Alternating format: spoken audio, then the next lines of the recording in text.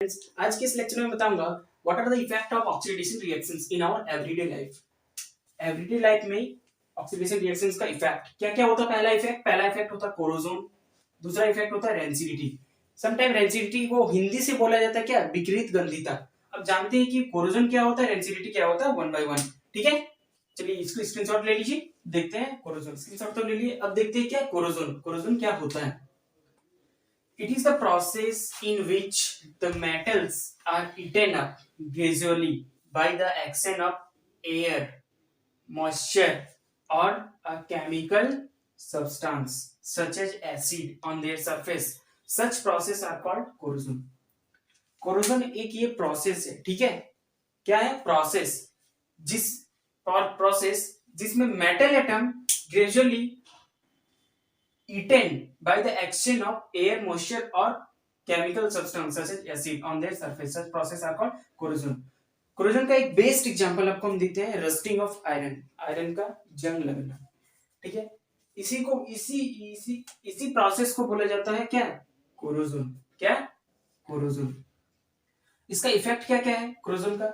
corrosion के कारण क्या लिखा है, corrosion can weak the iron and steel object such as railings, car body, etc. Corrosion जो है ना, कोरोजन ये आयरन ऑब्जेक्ट या स्टील ऑब्जेक्ट को वीक कर दे सकता है। अब कभी भी देखो एग्जांपल, आपका हम बेस्ट एग्जांपल देते हैं। मान लीजिए कोई एक iron object such as nail को मान लेते हैं, छोटा सा नेल को अगर आप बाहर पे मॉइस्चर पे रख दोगे और कुछ दिन बाद देखेंगे तो उसमें उसके जो पूरा सरफेस पे एक रेडिश ब्राउन टाइप का कलर आ जाएगा, लेयर बैठ जाएगा, तो उसी को बोला जाता है क्या, कोरोजन या रस्टिंग ऑफ आयरन। ठीक है, और एक बेस्ट एग्जांपल हम देते हैं। कभी भी मान लो तुम कहीं अगर जाते हो, आयरन का कुछ ऐसा ऑब्जेक्ट, फॉर एग्जांपल आप अगर ट्रेन पे सफर किए हो, ट्रेन पे तो कभी भी देखना पटरी पे जंग लग जाता है। वो क्यों, आयरन ऑब्जेक्ट है, वो क्यों लगता है जंग, क्योंकि वो मॉइस्चर, एयर और केमिकल सब्सटेंस के वजह से। ठीक है, कोरोजन का तो कांसेप्ट क्लियर हो गया। चलिए फटाफट से इसको स्क्रीनशॉट ले लीजिए। अब देखते हैं रेंसिडिटी। तो ये it is the process in which the fats and oil present in a food material get oxidise, क्या, oxidise by the presence of oxygen, by the presence of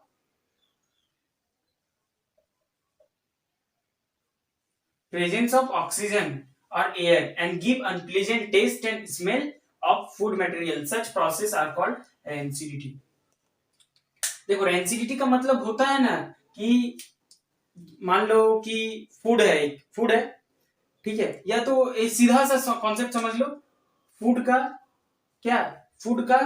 या तो फूड से एक अनप्लीजेंट टेस्ट और smell आता है, उसी को बोला जाता है रेंसिडिटी। रेंसिडिटी का मतलब ही है फैट्स और ऑयल कंटेनिंग फूड। जैसे मान लो हम आपको एग्जांपल देते हैं, कुरकुरे तो आज खाए होंगे। कुरकुरे के पैकेट में उसको फाड़ने से पहले उसमें एक गैस डाला जाता है, तो वो एक एंटीऑक्सीडेंट है।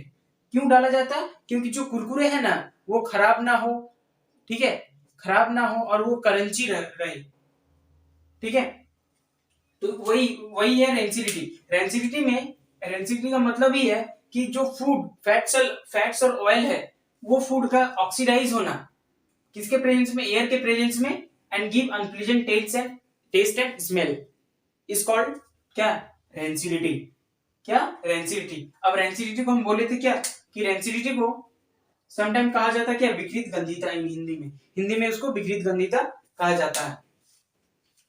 तो जब ये क्या बोलते हैं, रेंसिडिटी किसी भी फूड मटेरियल पे ऑकर हो रहा, तो इस रेंसिडिटी को कैसे स्लो डाउन कर सकते हैं, ठीक है, या इसको कैसे प्रिवेंट कर सकते हैं, रोक कैसे सकते हैं इस रेंसिडिटी को। मान लो कि खाना बना है तुम अच्छा से, उसमें तेरा रेंसिडिटी हो गया, तो उसको कैसे हम स्लो डाउन कर सकते हैं या उसको रोक कैसे सकते हैं कि रेंसिडिटी उस खाने पे ना हो। तो उसका भी कुछ प्रोसेस है। तब तक इसको तुम स्क्रीनशॉट ले लो फटाफट से, उसके बाद देखते हैं व्हाट आर द स्टेप, क्या क्या स्टेप होता है रेंसिडिटी को प्रिवेंट करना या स्लो डाउन करना। ठीक है, स्क्रीनशॉट तो ले लिया। अब चलो देखते हैं कि रेंसिडिटी को कैसे स्लो डाउन या प्रिवेंट कर सकते हैं। Rancidity can be prevent by adding antioxidant substance. Antioxidant substance, अब एंटीऑक्सीडेंट क्या होता है? ये एक रिड्यूसिंग एजेंट होता है। क्या? रिड्यूसिंग एजेंट होता है। ठीक है, एंटीऑक्सीडेंट का मतलब ये एक रिड्यूसिंग एजेंट होता है जिसमें फूड मटेरियल को ऑक्सीडेशन से बचाता है या रेंसिडिटी प्रोसेस से बचाता है। ठीक है, अब दूसरा क्या है? Rancidity can be prevent by packaging of food with nitrogen gas. Nitrogen, मान लो आप कुरकुरे वगैरह खाते हो तो कुरकुरे पे एक गैस डाला हुआ रहता है, वो क्या रहता है? Nitrogen gas. क्या? नाइट्रोजन गैस, जिससे क्या होगा कि कुरकुरे खराब नहीं होगा। अब तीसरा क्या पॉइंट है? Rancidity can be slow down. अब इसको स्लो डाउन कैसे कर सकते हैं? मान लो कि आप खाना वगैरह ही बनाए हो तो उसको आप रेंसिडिटी कैसे स्लो डाउन कर सकते हो? उसमें तो आप ना तो एंटीऑक्सीडेंट डाल सकते हो ना तो नाइट्रोजन गैस। तो उसको आप स्लो डाउन, उसको एक ही उपाय है, क्या? स्लो डाउन करना। तो उसको स्लो डाउन कैसे कर सकते हैं? उस फूड को कहाँ रख दो? रेफ्रिजरेटर पे। क्या लिखा है? Rancidity can be slow down by keeping the food in refrigerator. Keeping the food in refrigerator, refrigerator में फूड को रख दो, कुछ स्लो डाउन हो जाएगा। चौथा क्या है? Rancidity can be slow down by storing food in air tight container. Rancidity को कैसे स्लो डाउन कर सकते हैं? फूड को जिसमें मान लो कि पैकेजिंग कर रहा है या फूड को स्टोर कर रहा है जहां कहीं भी, तो वहां पे एयर टाइट कंटेनर होना चाहिए। ठीक है, मतलब कहने का मतलब कि उस पे किसी भी तरह का हवा या ऑक्सीजन ना आए ताकि रेंसिडिटी प्रोसेस ना हो। तो रेंसिडिटी को स्लो डाउन या प्रिवेंट करने का ये 4 पॉइंट। फटाफट से इसको स्क्रीनशॉट ले लो। स्क्रीनशॉट तो ले लिए। अब यहीं पे आपका चैप्टर क्या? दी चैप्टर आपका एंड हो गया। अगर आपको पहला लेक्चर आप नहीं देखे हैं तो मैं पहला लेक्चर का लिंक इस वीडियो के डिस्क्रिप्शन बॉक्स में डाल दूंगा। ठीक है, ताकि आप पूरा वीडियो अच्छा से देख पाए। आई होप आज का ये आपका कॉन्सेप्ट समझ में आ गया। अगर आपको समझ में आएगा तो please do like share and subscribe. Thanks for watching, have a great day.